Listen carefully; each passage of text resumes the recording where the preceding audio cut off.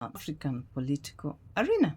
Now, the former president of DRC, Joseph Kabila, returned to DRC this year from South Africa. After he returned, the current president, Felix Tshisekedi, said that he was actually planning treason. And so he banned his political party, that is PPRD. He also, his assets were actually seized. Months later, the court in DRC has declared that he must serve the death sentence simply because of war crimes. That is what he was accused of, treason, and also in collaboration with M23 rebels. Now, my question is, what will now happen? Because with all this going on, there is an ongoing peace negotiations, peace talks, which are led by Qatar. The representative of M23 group plus the DRC government, they're actually negotiating to ensure that there is peace, that this war come to an end. Or this fighting has actually led to the deaths of so many people, honestly. More than 3,000 people dying out of this fight, innocent lives being lost. Displacement of so many, almost 1 million people being displaced. So, for sure, this war must come to an end very fast. Government of Rwanda, especially that is Kagame, has been accused of supporting M23 group, but he denied these claims time and again.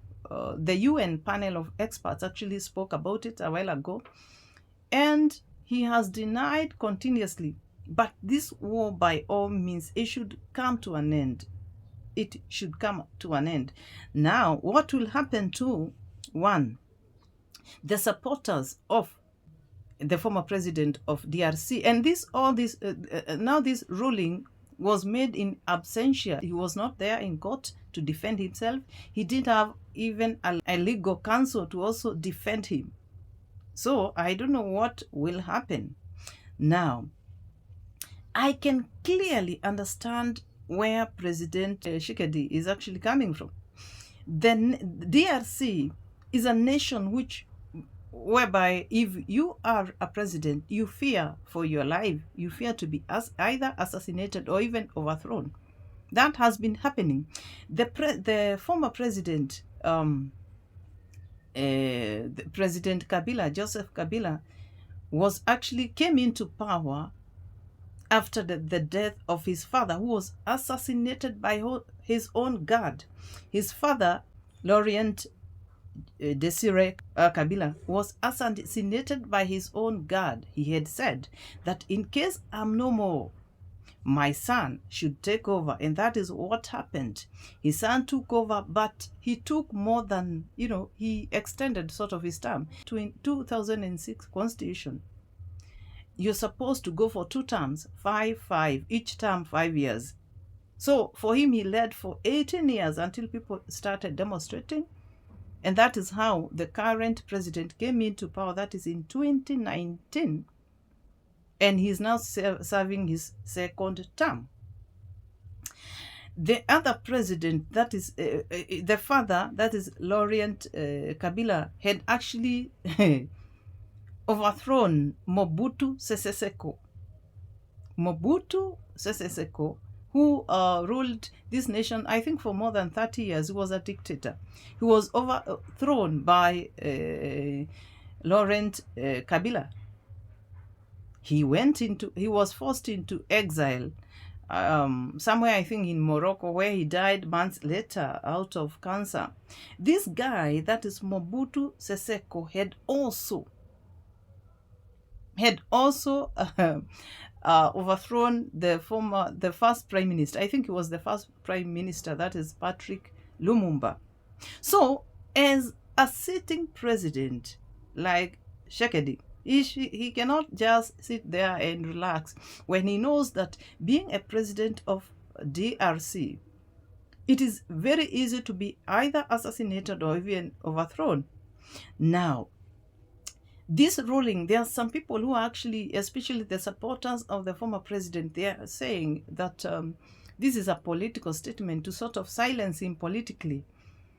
Others are saying that supporters of the current president, they're actually supporting, they're saying nobody is above law. He should face the full force of the law. So there are mixed reactions, and only time will tell whether these talks, which is actually led by Qatar, these talks, the peace talks which are led by Qatar, which will continue simply because the representatives of M24, they are negotiating with the DRC government to sort of end this war. I don't know what will happen, but we can only actually pray for peace. He's been accused of treason, war crimes, and also collaborating with the 23 group, which, like I said earlier, UN panel of experts some time ago said that Rwanda is the one which keeps supporting this group, and Rwanda has continuously denied those allegations. So we can only pray for peace in this nation, and that we'll continue having democratically elected leaders, but not maybe leaders who come into power through assassinations, overthrowing others simply because it has become sort of the order of the day. You overthrow this person, you take over power. Now, apart from the sentence, that is the death sentence, he's also supposed to pay $50 million to the state, and also to ensure to pay for damages, the people, the victims. That is what is happening, and I don't know whether the talks again will continue. It is only time will tell what will happen in this nation.